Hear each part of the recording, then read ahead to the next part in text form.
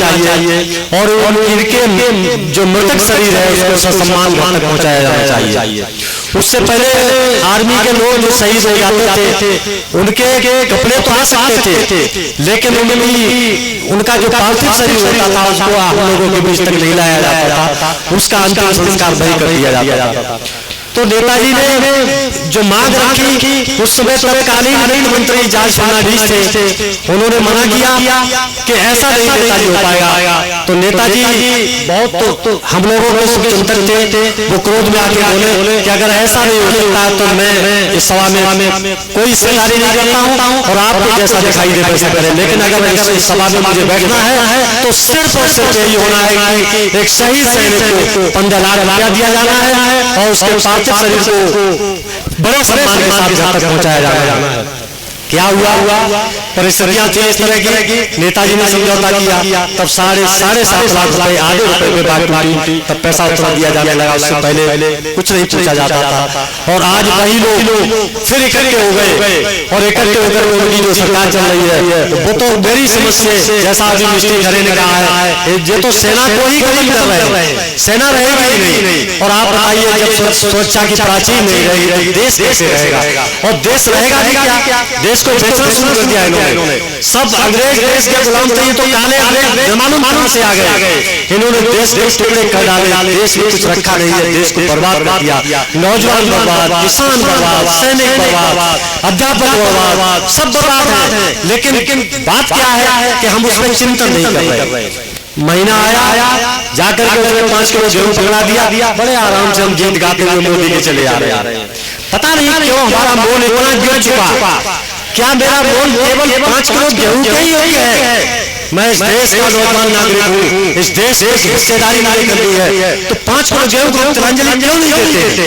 और अगर मिलता भी है तो मोदी के बाप का नहीं है, ये हमारा ही पैदा किया हुआ है। क्यों आप उसे सरकार का वो आभार मानते हैं? जो भी सरकार आएगी, हमारी सरकार में समाजवादी भी तो ये कह रही है कि ये 5 किलो गेहूं देंगे, 15 किलो आटा देंगे, तो क्यों नहीं आप ये विश्वास करते इस बात पे क्या ऐसा होगा? ऐसा नहीं है। आज से पहले आप विचार कीजिए, आज से पहले हम कच्चे मकानों में रहते थे, झोपड़ियों में रहते थे, उन्हीं बुजुर्गों की, उन्हीं लोगों की लगातार प्रयास से आज हम पक्के मकान में रह रहे हैं। तो पक्के मकान में रहने का मतलब आज की सरकार का दायित्व नहीं है, दायित्व हमारे मुल्कों का है जिन्होंने हमको इतना आगे बढ़ाया है। जिस समय देश आजाद हुआ था, चाइना से जब युद्ध हुआ था तो एक राइफल पे 11 नौजवान रहते थे। ये देश 72 हालत थी, एक राइफल 11 नौजवान, एक मर गया दूसरे उठा ली, दूसरा मर गया तीसरे उठा ली। तो उस देश को हम लोगों ने लाने लाके कहां रखा है? और आज जो कुछ भी है पता नहीं कैसे हम लोग ये सोच रहे थे ये सब मोदी का है, विदेश देश खराब है, सिर्फ मीडिया कहने अच्छी है तो अच्छी हो गई। आप लोग क्यों नहीं सोच रहे कि आप कितने खुशहाल हैं? वो तो ये कहते हैं देश में कोई गरीब है ही नहीं, तो आप अपने से अंदाजा लगाइए ना कि हम गरीब है अमीर है। नौजवान, खास तौर पर नौजवान तो बिल्कुल बेकार कर दिया। 10 साल से नौजवान जितना ओवरेज हो गया, वो तो न खेती का, न घर का कुत्ता, न घाट का, घर का रहा, धोबी का कुत्ता, घर का घाट का, कहीं का नहीं रहा, कहीं टेम्पू चला रहा है, कहीं रिक्शा चला रहा है, कहीं रेल खींच रहा है, कहीं पैदल भाग रहा है, कुछ नहीं मिला, अमन चले के मतलब कहीं चीन झपटी कर रहा। चोरी कौन करता है? जो बेरोजगार होता है, जिसके पास कुछ नहीं है, जो काम करना जानता है, मेहनत करना जानता है, जो 4 पैसे कमाता वो चोरी क्यों करेगा? तो ये अराजकता का भी दायित्व सरकार पर ही है। सरकार, मिस्टर जी ने भी कहा था कि परीक्षा पे के नाम आवेदन के नाम सैकड़ों रुपया, इतने महंगे आवेदन कर दिए, माँ बाप की कमाई लेकर के फार्म डाल दिया, परीक्षा का जब नंबर आया तो पेपर आउट कर दिया और अपने ही किसी दलाल को पेपर दे दिया गया। पेपर आउट होकर पेपर बेचा जा रहा है, उसको भी खरीदा जा रहा है, उससे भी पैसे की कमाई, फिर परीक्षा। अब बताइए आप क्या होगा? आखिर ये पैसा कमाने का साथ अरे एक बार परीक्षा पेपर आउट हो सकता है, 2 बार पेपर आउट होता है, हर परीक्षा में बार पेपर आउट करना, क्या ये साजिश नहीं है? क्या आपके दिमाग में नहीं आ रहा कि ये साजिश है? और अगर साजिश नहीं है तो जिन लोगों ने पेपर आउट किया उनको क्या सजा दी गई? क्यों उनको बख्शा जा रहा है, क्यों ये तालीम चलाई जा रही है? इस पर चिंतन करो, मनन करो। नौजवानों, तुम्हारा बहुत बड़ा दायित्व है। तुम अगर कहोगे मेरा बेटा अगर आपसे कह देगा कि मैं वोट साइकिल में डालना है, भले ही मेरा मन बीजेपी को, तो मैं वोट साइकिल में ही डालूंगा। एक बेटा अपने पूरे घर को नियंत्रण कर सकता है। घर में ठान दो कि वोट केवल साइकिल को देना है, तो दुनिया की कोई ताकत नहीं है जो साइकिल को सत्ता में। ठीक है, हम संख्या में कम है, लेकिन हमारा पीडीए की सरकार बनेगी। हम सब लोगों की नीतियां एक ही है। ये सरकार किसान सम्मान निधि के नाम पे 6,000 रुपए साल भर में देती है और हम बड़े खुशी से पैसे ले रहे हैं। हमारी पीडीए सरकार ने वादा किया है कि अगर हमारी सरकार बनती है तो हर महिला को 1 वर्ष में 1 लाख रुपया दिया जाएगा। कितना बड़ा फर्क है। क्यों नहीं आप लोग सोचते हो कि आपको 1 लाख रुपया 1 वर्ष में देने का, 25 लाख तक का इलाज आपका फ्री होगा, राशन पानी की सारी व्यवस्था की जाएगी। तो एक बार भरोसा फिर कर लो। 25 साल जिस कांग्रेस पे आपने सरकार भरोसा किया था, सरकार ने कहा आपको रखा, और आज करोड़ों रुपया जो हमारी कमाई का है विदेशों में खर्च हो रहा है, बिना उनकी यात्रा में खर्च हो रहा है। और हम मुझे एक और बात याद आ रही है। आज से 300 वर्ष पहले विद्वान ने ये कहा था कि दुनिया में वो वक्त आने वाला है जब नौजवान अपने दिमाग से कुछ नहीं सोच पाएगा, केवल जो कंप्यूटर कहेगा, केवल जो मोबाइल कहेगा उसी को मानेगा। आज का मोबाइल ये कहता है कि मोदी 400 पार, लड़का कहता है 400 तो ऊपर चले गए। अरे तुम भी तो सोचो, जब 400 से पार तुम साइकिल में जिता रहे हो, 400 से पार कहां से हो गया? क्यों नहीं विचार करते हो? वास्तव में उस बादशाह की बात आज से साबित हो रही है। उसने ये कहा था कि 300 वर्ष के बाद यहाँ का मानव नहीं रहेगा, कंप्यूटर बन जाएगा। और आज अभी थोड़ी देर की बात है, मैं एक शादी के सम्मेलन में गया था, लड़का बैठा हुआ था, लंबे लंबे बाल थे, अच्छा कपड़ा पहने हुए था, तो यहाँ इसे क्या कहते हैं, परियाब उसकी पैंट पहनी हुई थी। मैंने कहा बेटा पैंट फट गई। अरे तुम कुछ जानते हो? हम तो नहीं जानते, हम तो जानती होगी कि ये नए जमाने की बात है, बहुत अच्छी बात। मैंने नया जमाना बहुत आगे निकल गया। मैंने उसको 455 रुपए 3 लोगों के थे, मात्र 3 लोगों के 455 रुपए उसे मैंने उस कॉपी में करने के लिए शादी में दिए, और 455 में मैंने उसे 500 का नोट दे दिया। हाँ, 555 ले लेते, 600 रुपए मैंने उसे दिए। आधा घंटा हो गया, वो उस पर लिख पा रहा है, पैसे वापस कर पा रहा। मेरी बेटे क्या बात है कि मैं हिसाब नहीं कर पा रहा हूँ, मेरा कंप्यूटर काम नहीं कर रहा है। देख लीजिए आप, 600 रुपए में से 455 रुपए नहीं वो बालक कर पाया। देखने मालूम आता है ये कहीं हमें ये करना होगा। लानत है शिक्षा प्रणाली पे, लानत है ऐसे जवानी पर। जवानी तो दोस्तों से कहते हैं जो पानी में आग लगाते।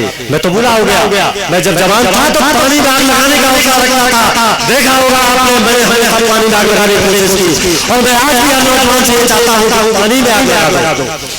तो साथियों, 600 रुपए में से 555 रुपए नहीं बना पाया। मैंने उससे कहा बेटा कॉपी मुझे दे। मैंने उसमें पैसे लिखे, उसको दिया। मैंने तेरा कंप्यूटर जब देखे तो देख लेना, सही हो तो बता देना, नहीं तो मैं तुझे मोबाइल नंबर देता हूँ, तब तुमसे घर से मांग लेना, चाहते हैं तो घर पे पहुंचा देना। क्या है? और वही नौजवान देश का सरदार है। लानत है इस नौजवानी पर जो तुम कंप्यूटर और मोबाइल पीछे बन गए। आज का बिका हुआ मीडिया कि फलाना दल जीत रहा है, हम गाने लगे कि फलाना दल जीत। अरे कैसे जीत जाएगा? मेरा वोट साइकिल को जा रहा है। जीत बीजेपी कैसे रही है? अगर जीत रही है तो मैं उसके खिलाफ जंग करने को तैयार हूँ। जब अंग्रेजों को भी बंदूक को रात भर अपनी ताकत के बल पर मार सकता हूँ, तो ये तो देश अंग्रेज है। मैं वोट साइकिल देता हूँ, बीजेपी नहीं जीत सकती, जीतेगी तो साइकिल। पता नहीं लोग कैसे भूल जाते हैं कि बेईमानी होगी, कैसे बेईमानी होगी। वोट डालोगे बेईमानी के करने वालों की हिम्मत नहीं होगी जो बेईमानी कर ले। इसलिए एक बार नारा, समाजवादी पार्टी जिंदाबाद, समाजवादी पार्टी जिंदाबाद। धरती पुत्र मुलायम से अमर रहे, धरती पुत्र मुलायम से अमर रहे। डिम्पल यादव जिंदाबाद, डिम्पल यादव जिंदाबाद। जीतेगा कोई जीतेगा, जीतेगा कोई जीतेगा, साइकिल वाला जीतेगा। बहुत बहुत धन्यवाद। अब मैं फिर देखिए, बोलने की थोड़ी समय सीमा होती है। मैं चाहता हूं कि आप लोगों के बीच में उठ के कोई नौजवान आए। की बात है, उन्होंने कहा साहब 2 रुपए मेरी जेब में पड़े हुए, उन्हें चल निकाल 2 रुपए निकाल। 2 रुपए ले लिए उनसे और एक तहरीर लिखी उसने खुद मुंशी ने। उन्होंने कहा तू तो पढ़ा लिखा है नहीं, चल मैं एक तहरीर लिखता हूँ। तहरीर लिखी और जगह इस पे अंगूठा लगा दिया।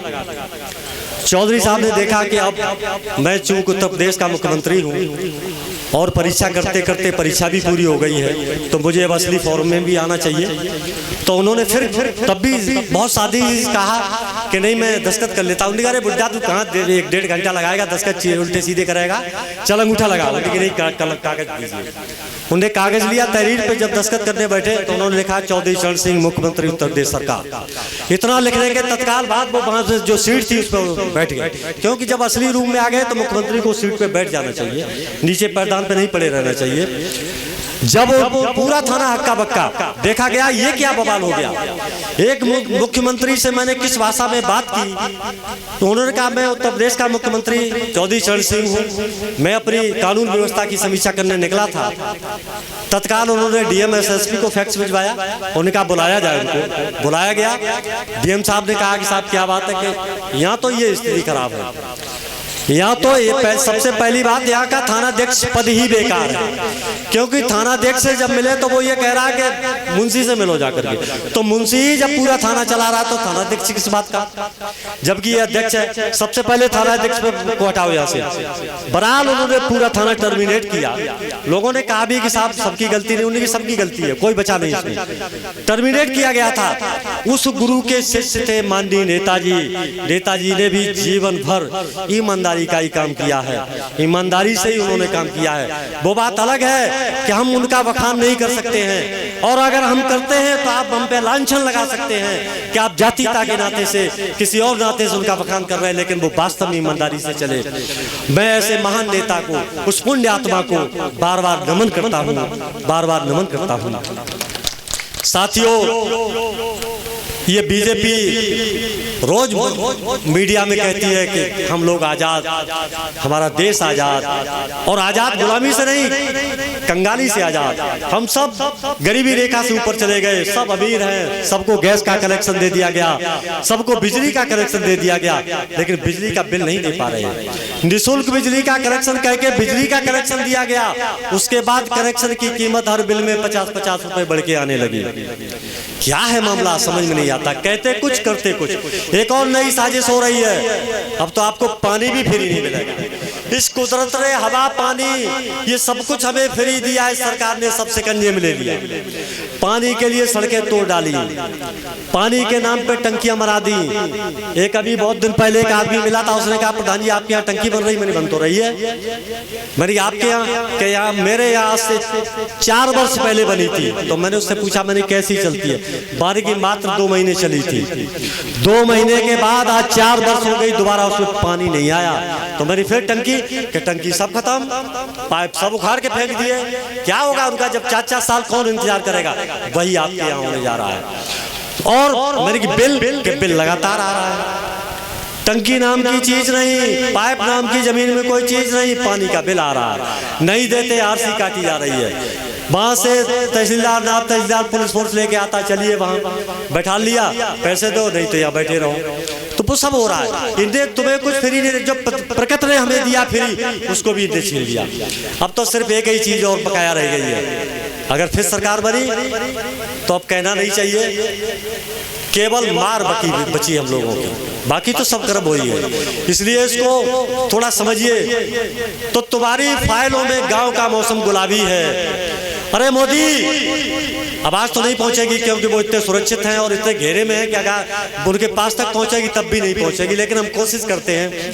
अरे मोदी, तुम्हारी फाइलों में गांव का मौसम गुलाबी है, मगर ये वायदे झूठे हैं, ये बातें सिर्फ ख्याली हैं, मगर ये वायदे झूठे हैं, ये बातें सिर्फ ख्याली है। गांव का किसान आज भी भूखा है, प्यासा है, नंगा है, उसके पैरों में जूता नहीं, चप्पल नहीं है। कोई व्यक्ति जिसको हम बुलाएं?